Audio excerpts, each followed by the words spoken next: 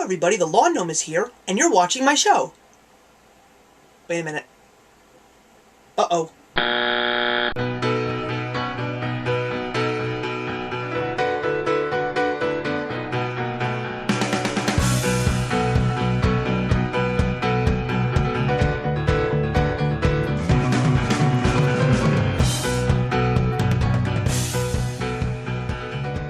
This episode is about X-Men First Class, a little X-Men 101 for you guys. Pretty much, when the first X-Men film came out in 2000, it pretty much set the stage for what the future of the comic book film was actually going to be, because before that it really wasn't so great. What X-Men pretty much introduced to us was a more character-driven, grittier, darker version of comic book characters. So X-Men First Class comes around, another, I guess you could call it, prequel/reboot, after a terribly failed X-Men Last Stand and X-Men Origins Wolverine. We, of course, get yet another backstory, but this time it actually involves Professor Xavier and Magneto actually encountering each other for the first time and putting together the band of mutant youngsters that would in fact become the X-Men.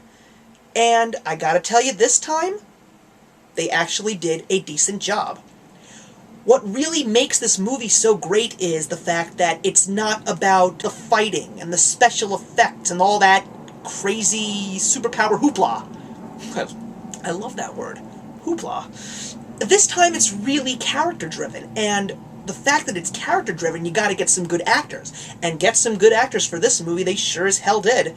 They had James McAvoy, who I am a big fan of. Michael Fassbender did a great job as Magneto. Probably he was one of the major standouts in this film.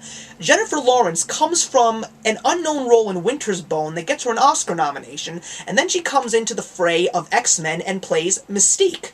And of course, you've got January Jones from Mad Men. You can add your 6 degrees of Kevin Bacon to this movie as well, because Kevin Bacon is in fact the main antagonist in this film, Sebastian Shaw. And who really stood out for me was Nicholas Hoult, or however you pronounce his name, and he played Beast, who happens to be one of my favorite characters in the X-Men universe. Now, a little bit of information for you guys. If you are an X-Men purist, you're going to have your beef. Now, I'm an X-Men purist. I love the comics, I love the 1990s cartoon, but I also love the movies for the sake of them being good and enjoyable movies. So, X-Men First Class is really a prequel to the X-Men film universe. Because even when the first X-Men film in 2000 was released, the whole story was already chronologically impaired. So, this one is no different.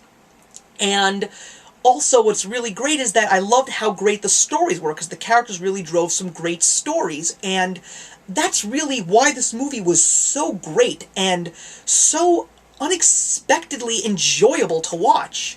Now, you are, of course, going to get a couple of little blunders there, like, you're going to get a couple of pieces of bad dialogue, and there were a few parts in the movie that really didn't make sense, and just didn't understand why they were there at certain times. And the biggest beef that I have in this movie is I have to give my sincerest sympathies to Rebecca Romijn Stamos. She really didn't have such a great role, or at least a great speaking role, as she played Mystique in the previous 3 X-Men films. And she pretty much suffered from Sabretooth complex. You had Tyler Mane as Sabretooth, who then had no role in the next 2 films, and then Lev Schreiber takes up the Sabretooth role in X-Men Origins Wolverine, and he was one of the main reasons why I was able to tolerate that movie. So Jennifer Lawrence comes and pretty much steals the spotlight from Rebecca Romijn Stamos and plays a young Mystique.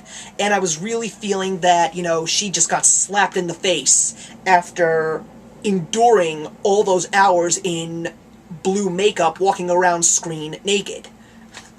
I mean, it's kind of disgusting to me. But, all in all, it's a great movie. It's enjoyable, and you're definitely going to have fun. So I'm going to give X-Men First Class a 3 out of 4. And it pretty much goes well with the first 3 X-Men films, and it even goes well with X-Men Origins Wolverine as well. So, like, the story really flows well when you take a look at all of these movies as a conglomerate. So that's it, guys. Comment, like, and subscribe. And the question that I want to leave with you guys is, there's been a lot of talk as to where they're going to continue on with these films. So where do you think they should go straight to? Should they make another X-Men First Class sequel? Should they make Wolverine's sequel?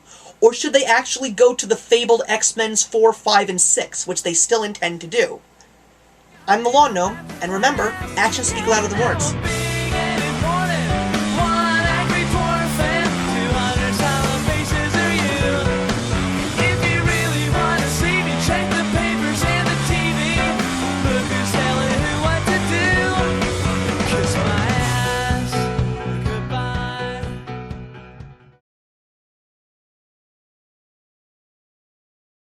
Hoopla.